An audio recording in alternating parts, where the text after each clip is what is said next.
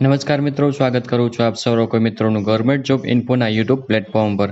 તો મિત્રો, આજના વિડીયોમાં આપણે ચર્ચા કરીશું વ્યક્તિગત લોન સહાય યોજના વિશે કે જે યોજના અંતર્ગત અલગ અલગ પ્રકારના વ્યવસાયો શરૂ કરવા હોય તો વ્યવસાયો શરૂ કરવા માટે ધિરાણ સ્વરૂપે સહાય આપવામાં આવે છે।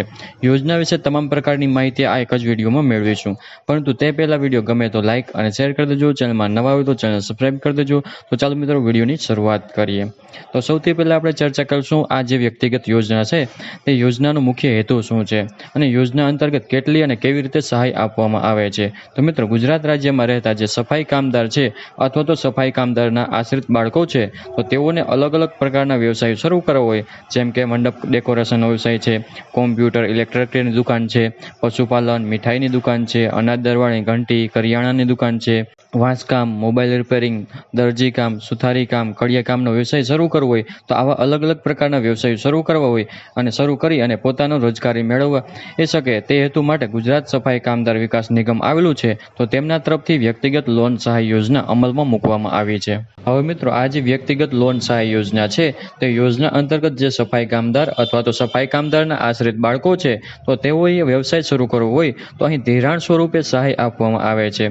ચર્ચા કરેલી મિત્રો કેટલી ધિરાણ મળવાપાત્ર થશે અને ધિરાણ આપવામાં આવે છે તેથી સ્વાભાવિક છે કે તેના પર વ્યાજ લાગશે, તો વ્યાજ કેટલી ટકાવારી લાગુ પડશે તેના વિશે ચર્ચા કરીએ તો આ યોજના અંતર્ગત તેઓએ વાર્ષિક 6% વ્યાજ દર સાથે વધુમાં વધુ 2 લાખ સુધીનું ધિરાણ છે તે મળવાપાત્ર થશે।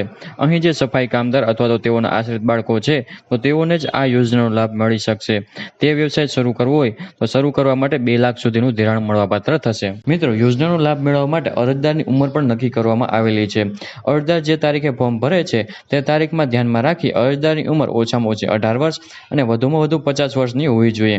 જો 18 વર્ષ કરતાં ઓછી ઉંમર હશે અથવા તો 50 વર્ષ કરતાં વધારે ઉંમર હશે તો તેવા સંજોગોમાં આ યોજનાનો લાભ મળવાપાત્ર રહેતો નથી।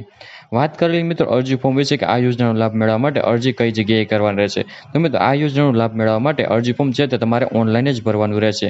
ઓનલાઈન અરજી ફોર્મ છે તે સમાજ કલ્યાણનું પોર્ટલ છે જે esamajkalyan.gujarat.gov.in પર જઈને તમારે ઓનલાઈન અરજી ફોર્મ ભરી દેવાનું રહેશે। મિત્રો, વર્ષ 2024-25 માટે આ યોજનાનું ઓનલાઈન અરજી ફોર્મ શરૂ કરી દેવામાં આવ્યા છે। 8/7/2024થી ફોર્મ શરૂ કરી દેવામાં આવ્યા છે।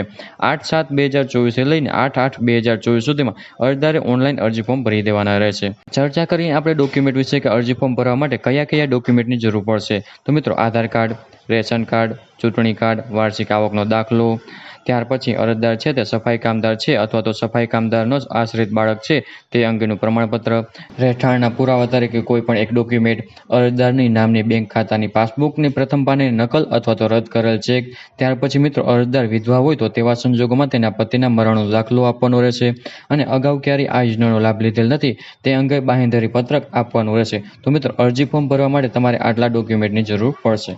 તો આવી રીતે મિત્રો ગુજરાત રાજ્યનો જે સફાઈ કામદાર છે અને તેના આશ્રિત બાળકો છે તો તેઓએ અલગ અલગ વ્યવસાય શરૂ કરવા હોય તો આ યોજના અંતર્ગત ધિરાણ સ્વરૂપે સહાય આપવામાં આવે છે।